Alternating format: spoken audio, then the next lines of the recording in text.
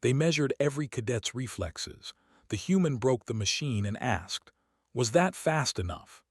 The Galactic Defense Academy floated in silent orbit above a blue-white gas giant, its massive rings of metal and glass turning slowly against the stars. From a distance it looked calm and orderly. Inside it was anything but calm. Today was evaluation day. Cadets from more than 40 known species filled the central testing hall. Some were tall and thin, others short and wide. Some had scales, some fur, some skin that shifted colors with emotion. They spoke in quiet tones, confident voices, or nervous clicks and hisses. Every one of them had trained for years to stand in this room. Every one of them wanted to pass. At the far end of the hall stood a long platform surrounded by holographic screens and sensor towers. In the center sat the Reflex quantification array, a machine so advanced that most species believed it could not be beaten.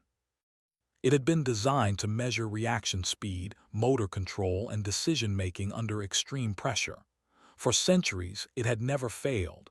It had never been broken, and it had never been surprised. Instructor Veilcor stood near the platform, his 4 eyes scanning the room. He was a senior tactician of the Vraxian people, known for their patience and cold logic. His voice carried easily through the hall. "Cadets," he said, "this is your final reflex evaluation. The array will present unpredictable stimuli at increasing speeds. You will respond. The machine will record. There are no second attempts." One by one, cadets stepped forward. A sleek Kethari with long limbs reacted smoothly, earning approving nods. A heavily muscled Bronth shook the floor as he moved, slower but powerful.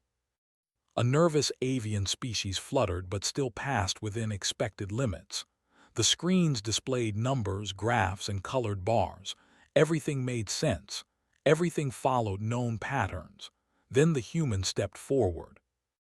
Elias Carter stood out not because he looked impressive, but because he did not. He was average height by human standards, slightly lean, with short dark hair and plain academy uniform. His face was calm, almost bored. If not for the small blue patch on his shoulder marking him as a Terran, he might have gone unnoticed. Whispers rippled through the hall. A human. They barely passed endurance. Low gravity adaptation issues. Why are they even here? Elias heard none of it or chose not to react. He had learned early in his academy years that reacting to every comment was exhausting. Humans, he knew, were not impressive on paper, not the strongest, not the fastest runners, not the longest lived. The galaxy loved numbers and humans rarely topped the charts. Veilcor glanced at his datapad. "Cadet Carter," he said, "species, human, classification, Terran, you may begin when ready." Elias stepped onto the platform. The surface adjusted instantly to his weight and stance. Thin bands of light scanned his body, mapping muscle tension, joint angles, and neural readiness. A technician leaned toward Veilcor. "Sir, should we lower the initial parameters? Humans have." "No," Veilcor said calmly. "The test is the test." The machine activated. At first it was simple. Lights flashed on the left and Elias tapped them. Panels appeared on the right and he struck them away. Objects launched toward him and he dodged. His movements were clean and efficient, nothing flashy. The screens recorded his reactions as well within acceptable ranges. Some cadets relaxed. This was what they expected. Then the machine increased speed. The lights flashed faster. The objects came from multiple angles. False signals mixed with real threats.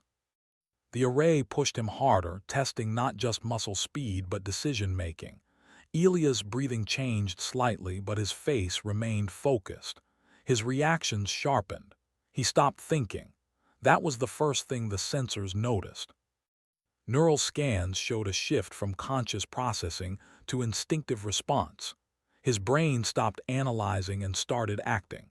Where other species hesitated for microseconds to confirm a threat, Elias moved the moment something felt wrong. The machine increased speed again. Cadets leaned forward. The holographic screens flickered as Elia's response times dropped lower than expected. Not impossibly low, just unusual. Veilcor's eyes narrowed. "Continue," he said. The array obeyed. Now the stimuli came faster than most species could even perceive. Objects appeared and vanished. The air itself seemed to move unpredictably. Elias twisted, ducked, reached, and struck without pause. His feet shifted automatically. His hands moved where they needed to be before his mind could form words. Inside his head, memories flashed. A childhood street where a ball rolled into traffic. A kitchen knife slipping from wet fingers. A sudden shout behind him on a crowded train platform. Moments where hesitation meant pain. Humans lived on a world where danger was common and often sudden. Predators, machines, whether other humans. Survival did not reward slow thought. It rewarded fast reaction. The array pushed harder. Warning lights appeared on the technician consoles. "Sir," one technician said, voice tight, "he's approaching upper safety limits." "That's not possible," another replied. "Those limits were set beyond any known species." Elias felt the change before he saw it. The air pressure shifted. The platform vibrated. His body adjusted automatically. He was no longer reacting to single threats but to patterns. He moved before the machine finished generating the danger. A sharp tone rang out, then another. Then several alarms activated at once. The screens froze. The array emitted a high-pitched whine, followed by a loud crack. Sparks jumped from one of the sensor towers. The platform lights went dark. For a moment there was silence. Elias stood still, hands raised slightly, breathing steady. He waited. No new threats came. Slowly, he lowered his arms and looked around. Technicians stared at their consoles in disbelief. Cadets stared at Elias. Veilcor stared at the ruined array. Elias cleared his throat. He said, his voice echoing slightly in the hall. "Was that fast enough?" No one answered. Then the hall erupted into noise. "That's impossible. The machine failed. Humans can't move that fast." Veilcor raised one clawed hand and the room fell silent again. "Technicians," he said. "Status." A trembling voice responded. "The array overloaded, sir. Response input exceeded prediction buffers.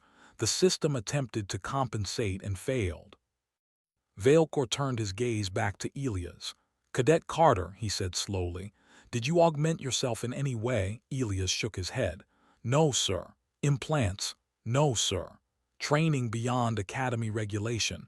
Elias hesitated, then shrugged. "I grew up on Earth, sir." That answer meant nothing to most species in the room. To Veilcor, it meant something else. He had studied human history briefly. A dangerous planet, unstable climate, high gravity, constant internal conflict. "Step down from the platform," Veilcor said. Elias obeyed. Medical drones hovered in, scanning him from head to toe. Readings appeared on shared screens. Heart rate elevated but stable. No foreign materials. No artificial enhancements. Nothing unusual, except the reflex data. Even partial recovery from the damaged array showed numbers that made no sense. Reaction times that crossed thresholds believed unreachable. Decision latency that dipped below theoretical limits. "This must be an error," a senior analyst said. "We should rerun the test."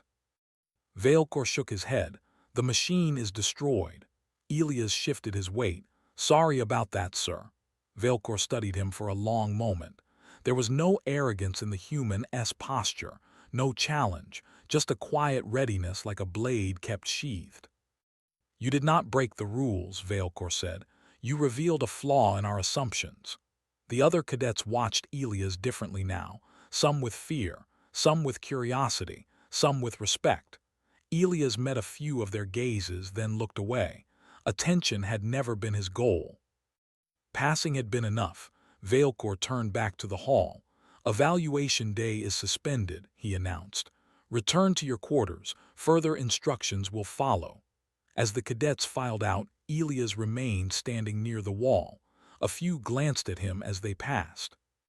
One alien with segmented eyes paused. You did that without thinking, the alien said quietly. Elias nodded. Thinking slows things down. The alien considered that, then walked away. Later, alone in his quarters, Elias sat on his bunk and flexed his hands. They felt normal. A little sore, nothing special. He replayed the test in his mind, wondering when exactly the machine had lost control. On another level of the station, Veilcor stood before a council of instructors, the damaged array visible through a transparent wall.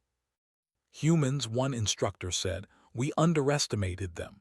Veilcor folded his arms. No, he replied, we misunderstood them. The galaxy had measured strength, speed, intelligence, endurance. It had never truly measured reaction born from survival. And today, a human had shown them the difference.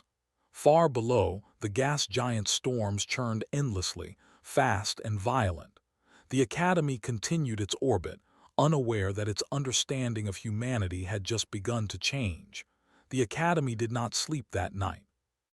Even after the cadets were dismissed and the lights in the main halls dimmed, activity continued behind sealed doors and restricted corridors. Engineers moved between labs.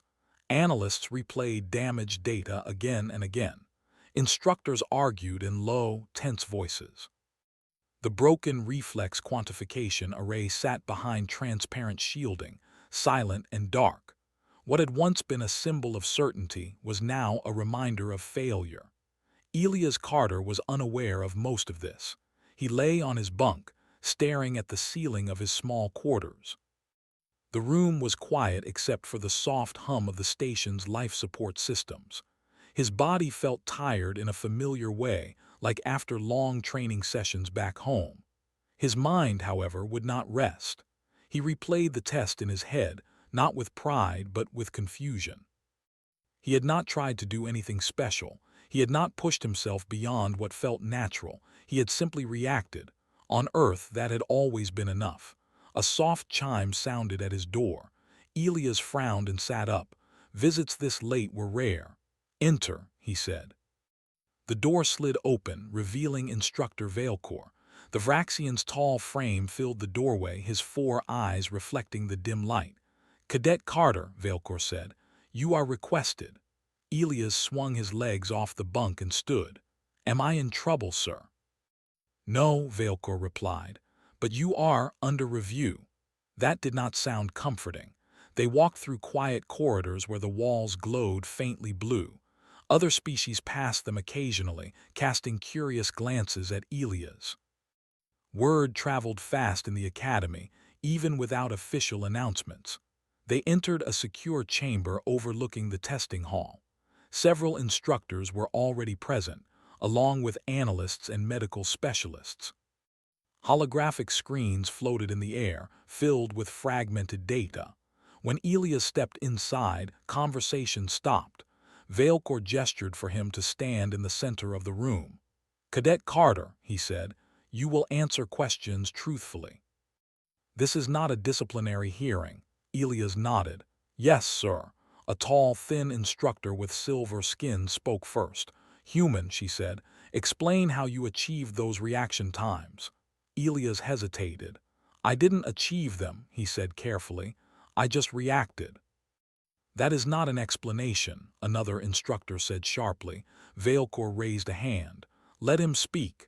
Elias took a breath. On Earth, things happen fast, he said. You don't always get warnings. You don't always get time to think. You learn to move when something feels wrong. A medical specialist leaned forward. Are you claiming instinct overrides conscious thought? Yes, Elias replied. Thinking is useful later. In the moment, it can slow you down. The instructors exchanged looks. One analyst pulled up a neural scan. His brain activity confirms it. During peak performance, conscious processing dropped. Reflexive pathways dominated. That is dangerous, an instructor said. Acting without thought leads to mistakes. Elias met their gaze. Thinking too much can also lead to mistakes. Silence followed. Veilcor studied the human. Describe your early training, he said. I didn't have formal training, Elias replied. Just life, sports, traffic, crowds, accidents. You learn fast or you get hurt. Your world trained you, Veilcor said quietly. Yes, sir. After more questions, Elias was dismissed. As he left, he felt the weight of many eyes on his back. Not hostile, not friendly, curious, uncertain. Outside the chamber, a young alien cadet with wide, dark eyes waited nervously. He was a Thren, a species known for careful planning and slow movements. You're the human, the Thren said. Elias smiled faintly. I think that's obvious. The Thren shifted. Is it true you broke the array without trying? I guess so. How? The Thren asked. We trained for years to meet the machine's limits. Elias thought for a moment. Maybe you trained for the machine, he said. I trained for surprises. The Thren processed this, then bowed slightly. That is unsettling. Over the next few days, Elias' routine changed. He was excused from standard drills and reassigned to observation status. Medical scans became frequent. Psych evaluations followed. None showed anything abnormal, but rumors grew. Some cadets believed humans were hiding secret genetic advantages. Others whispered about dangerous instincts. A few avoided Elias entirely. One afternoon, Elias entered the training gym to find it nearly empty. Conversation stopped when he walked in. A group of heavy-scaled Bronth cadets moved to another area. Only one cadet stayed. Lurazan, a Kethari with long arms and bright eyes, approached him. You're causing trouble, she said lightly. Elias raised an eyebrow. That wasn't the plan. She studied him openly. Do humans always move like that? No, Elias said, only when it matters. When does it matter? She asked. He shrugged. When something unexpected happens. As if summoned by the words, the station lights flickered. Alarms did not sound, not yet, just a brief disruption. Most cadets ignored it. Elias did not. He felt it immediately, a subtle vibration through the floor, a shift in air pressure. His muscles tensed. Something's wrong, he said. Lurazan frowned.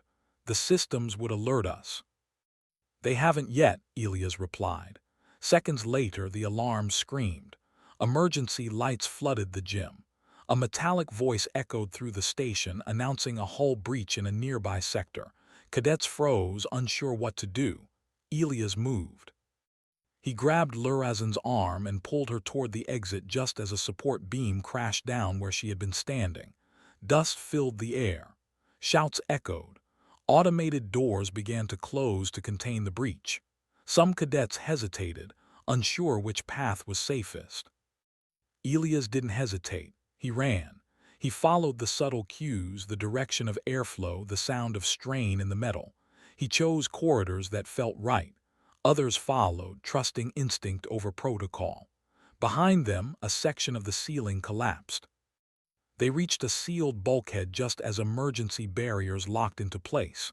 The group stood there, breathing hard, shaken but unharmed. Lurazan stared at Elias. You knew, she said. I felt it, he replied. Across the station, chaos unfolded. Automated defenses reacted, but slowly. Debris from a maintenance accident drifted dangerously close to the station's outer ring. Navigation systems struggled to adjust in time. In the command center, Veilcor watched the situation escalate. Manual intervention, an officer asked. Too slow, another replied. By the time commands propagate, Veilcor's gaze hardened. Where is Cadet Carter? In the inner ring, sir. Veilcor made a decision that would have been unthinkable hours earlier. Bring him here, he said, immediately. When Elias arrived at the command center, alarms still blared. Holographic displays showed debris trajectories and failing systems. Veilcor pointed. Can you react faster than our systems? Elias looked at the displays. He didn't fully understand the alien interface, but he understood motion, timing, and danger. I can try, he said. They cleared a console and adapted it quickly. Elias placed his hands on the controls. The interface lagged, unfamiliar. Don't think, Veilcor said quietly. Elias didn't. He watched patterns instead of numbers.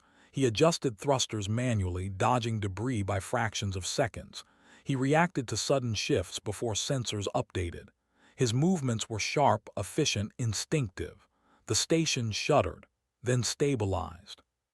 Silence followed as alarms faded. The debris drifted harmlessly past the station's hull.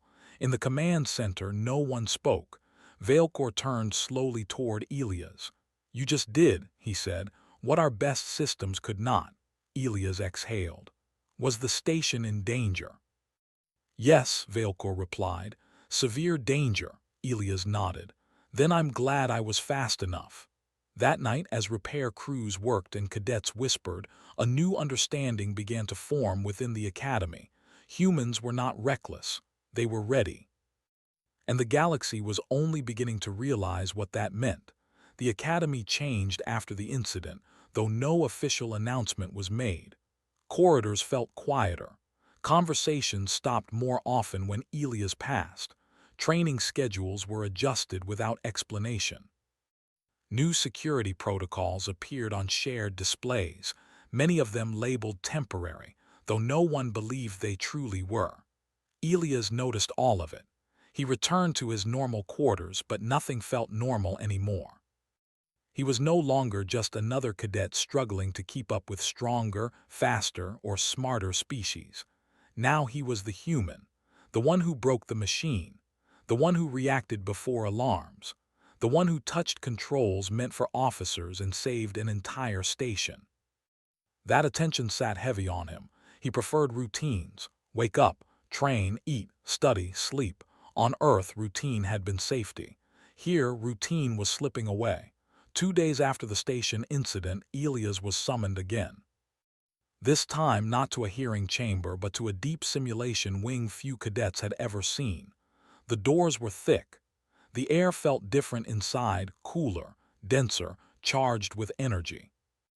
Veilcor waited for him there, along with 3 other instructors and a group of observers behind transparent walls.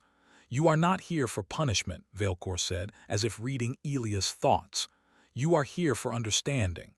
Elias nodded. "Yes, sir."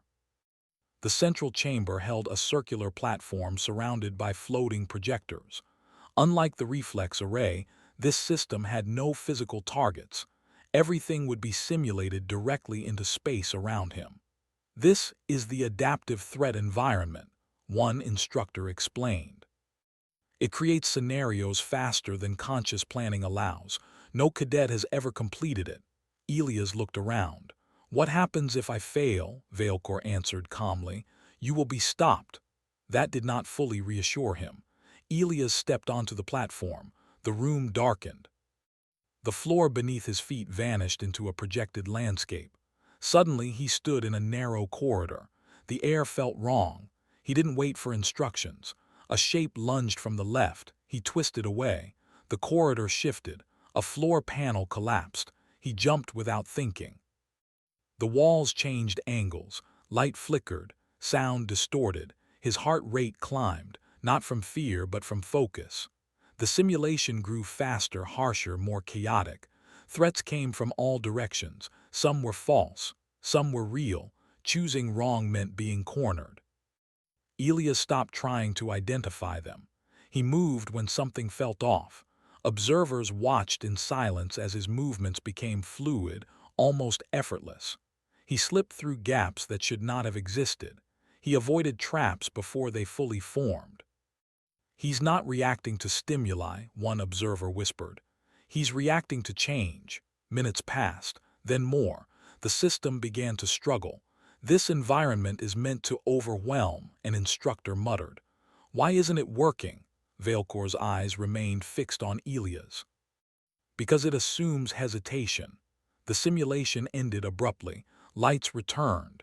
Elias stood on the platform, breathing hard, sweat visible on his forehead. A chime sounded. "Scenario completed," the system announced. Silence followed. "No one," an instructor said slowly, "has ever completed that." Elias wiped his face.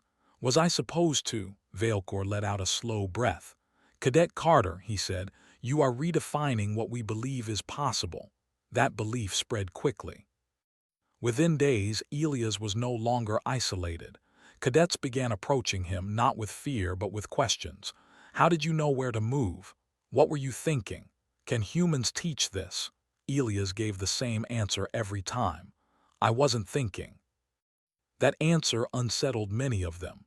One evening in the common area, a debate formed around him. Species with different evolutionary backgrounds argued openly. Our people value planning, said a Thren cadet. Instinct without foresight leads to chaos. Yet planning failed during the station crisis, replied a Cathari. The human succeeded. By chance, another said. Elias shook his head. Not chance, practice. Practice, someone echoed. Life, Elias said simply. You live in a place where things go wrong all the time, you get good at reacting. They fell quiet. For the first time, some of them wondered what kind of world could produce such a response. That answer came sooner than expected.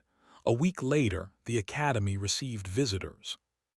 A diplomatic delegation arrived from the Galactic Council, drawn by reports of the broken array and the near disaster. Their ships docked with heavy security. High-ranking officials walked the halls. Elias was ordered to attend a demonstration. This time, it was not a test. It was a comparison. 3 cadets from different species were chosen, all top performers. Elias stood among them. The scenario was simple, a simulated battlefield with unpredictable hazards and civilians in danger. The goal was not speed alone, but correct action under pressure. The simulation began. The alien cadets hesitated, analyzing threats, calculating outcomes. Their actions were careful and precise. Elias moved immediately. He redirected falling debris before it crushed a simulated child. He pulled a wounded figure to safety before the environment collapsed. He adjusted when new threats appeared without stopping to reassess. By the time the others adapted, Elias was already several steps ahead. The observers noticed something important. He did not outperform them in strength. He did not outperform them in intelligence. He outperformed them in timing. After the demonstration, a council member spoke privately with Veilcor.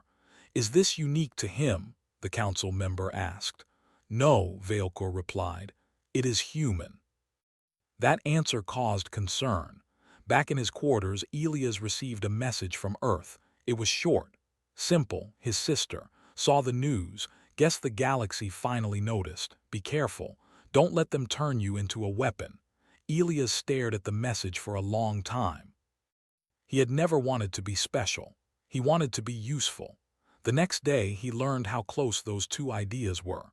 During a routine patrol exercise, an unmapped anomaly appeared near the Academy's orbit. Sensors lagged. Predictions conflicted. Automated responses failed to agree. It wasn't immediately dangerous. That made it worse. Uncertainty spread through command. Elias was called in again. We need you to observe, Veilcor said. Not to act, just to tell us what you feel. Elias studied the sensor data.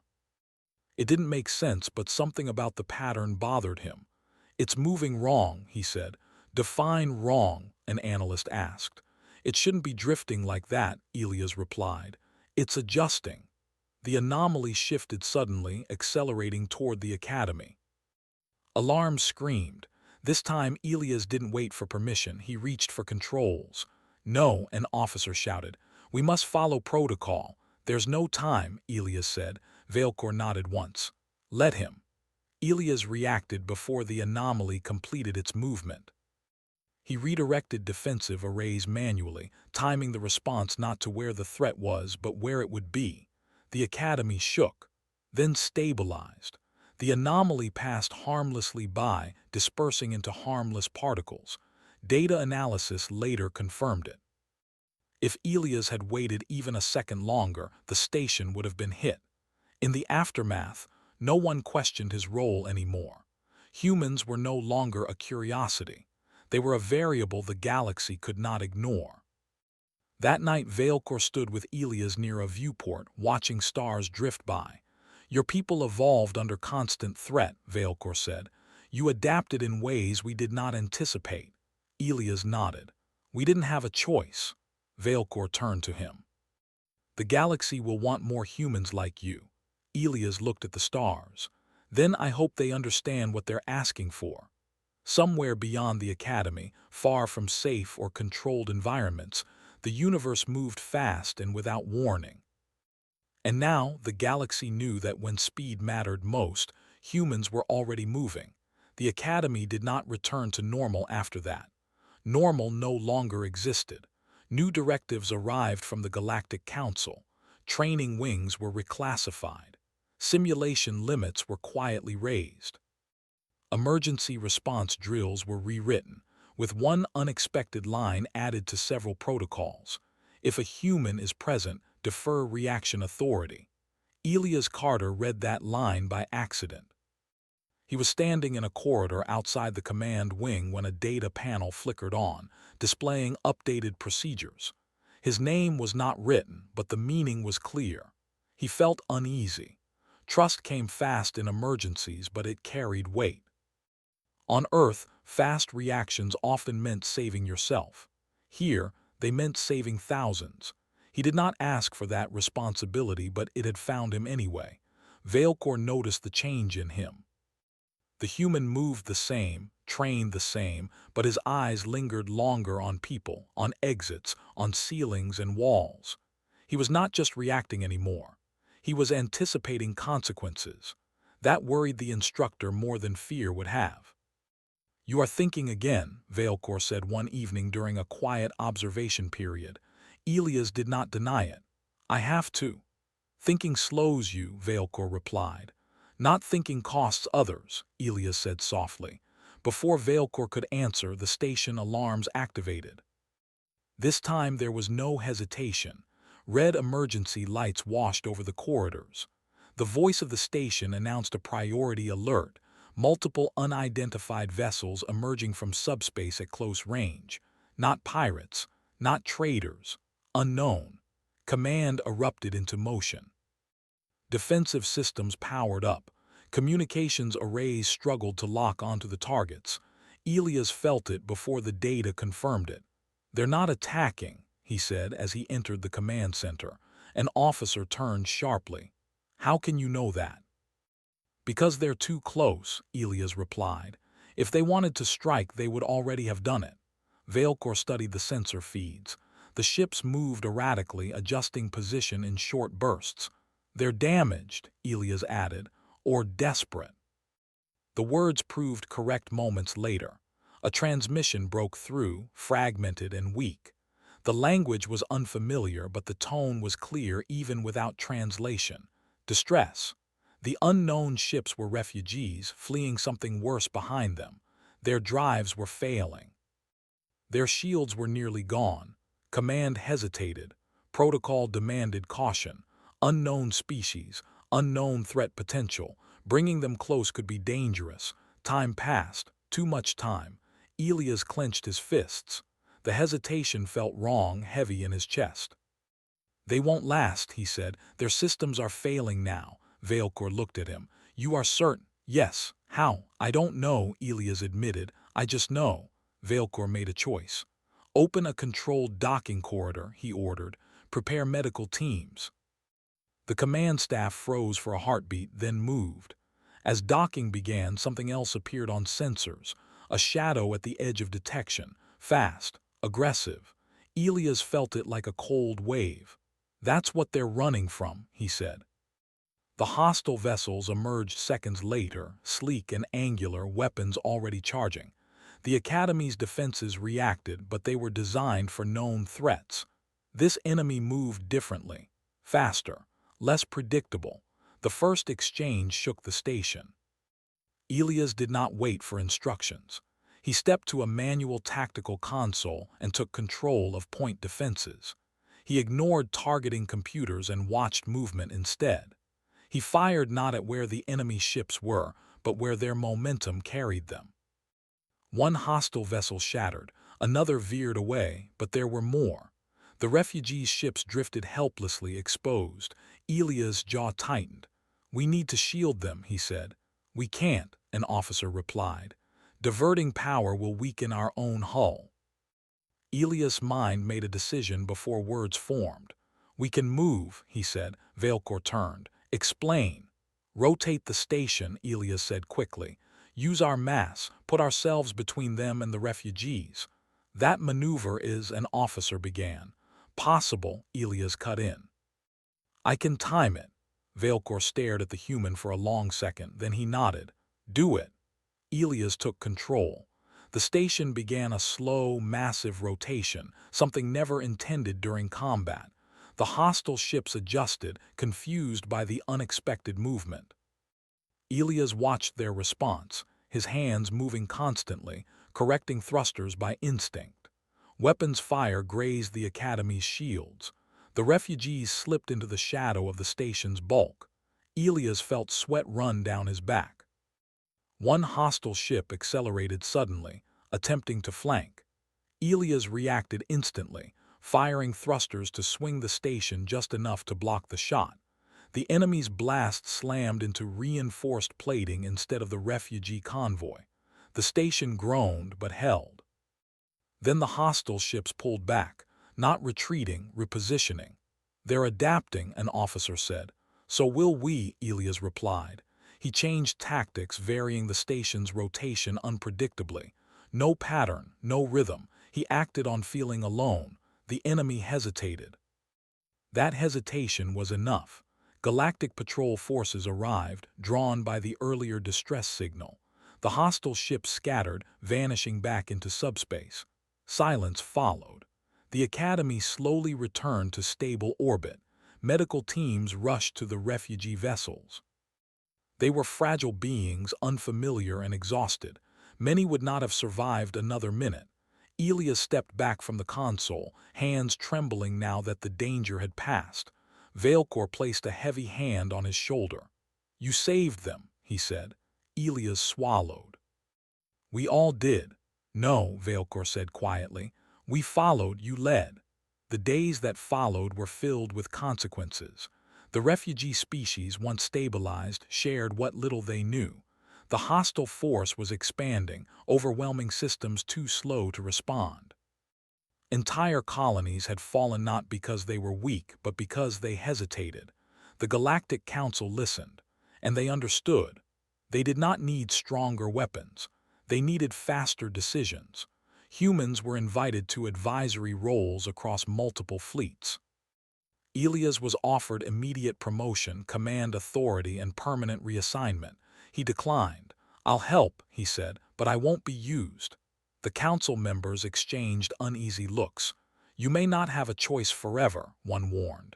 Elias met their gaze. Neither will you. Back at the academy, cadets trained differently now. They learned drills that emphasized response over planning. Instructors spoke openly about instinct, about trusting the moment. Not everyone agreed. Some feared what humans represented. A species that moved too fast thought too little, a potential danger. Elias understood that fear. He felt it too. One night he stood alone by the viewport again, stars stretching endlessly beyond. Lurazin joined him quietly. You changed things, she said. I reacted, Elias replied. She smiled faintly. That's the same thing now. He watched distant starlight flicker. Fast reactions are useful, he said, but they come from living in a world where things break all the time. That sounds exhausting, she said.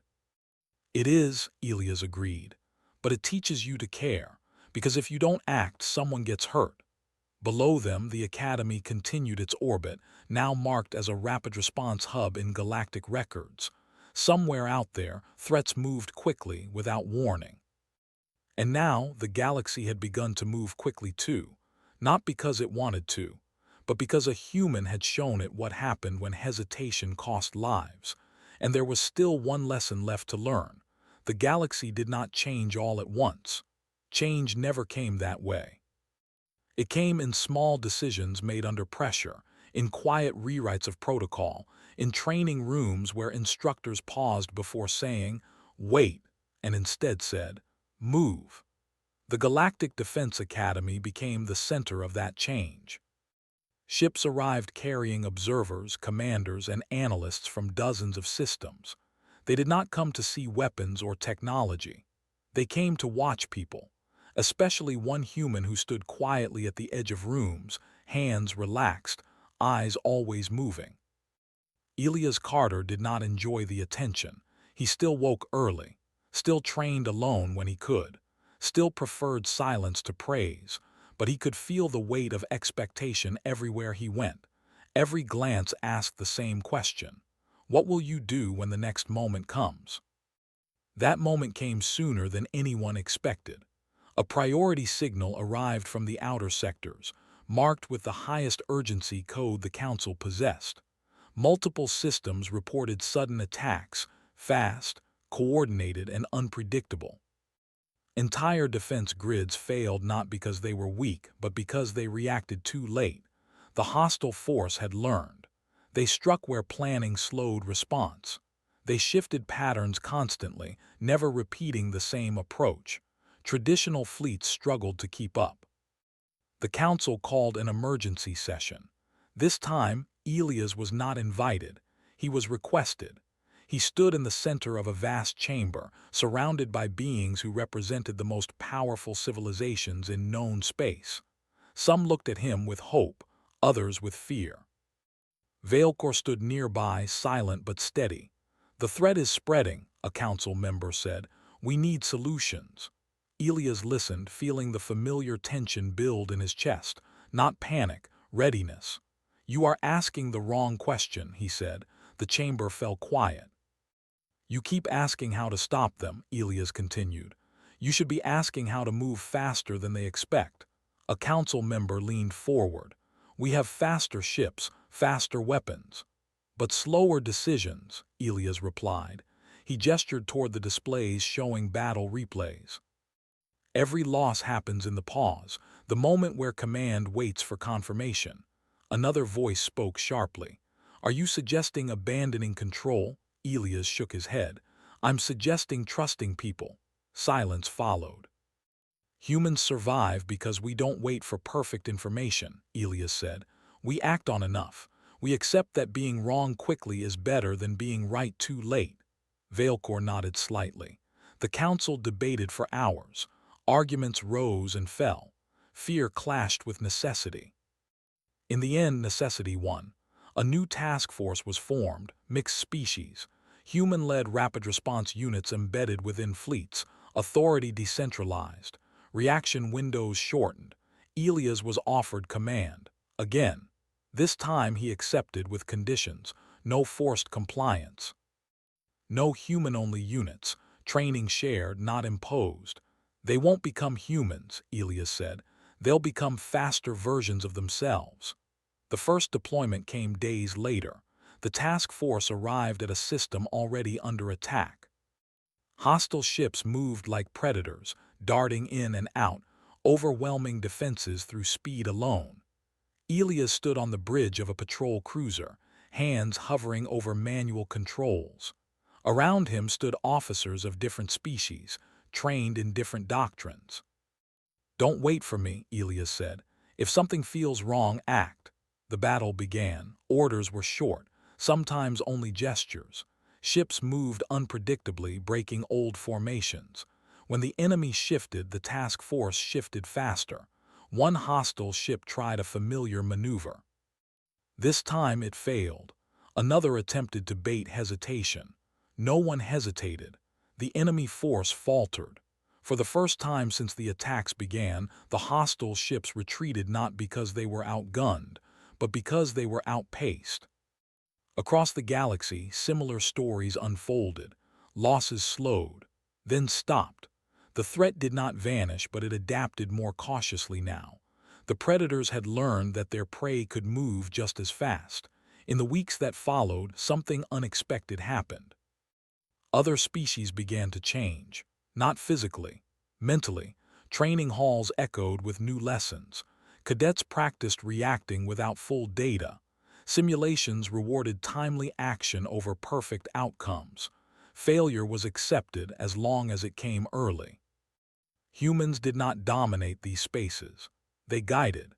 Elias spent more time teaching than fighting. He explained Earth not as a world of danger, but as a world of constant surprises. He spoke of slipping on ice, of sudden storms, of crowded streets and fast machines. Humans aren't special, he told them.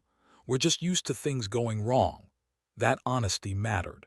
Some feared humans less after hearing it, some respected them more. One evening, long after the immediate crisis had passed, Elias returned to the academy.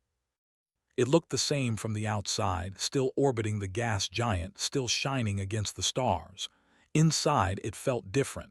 Cadets moved with confidence, not reckless, aware.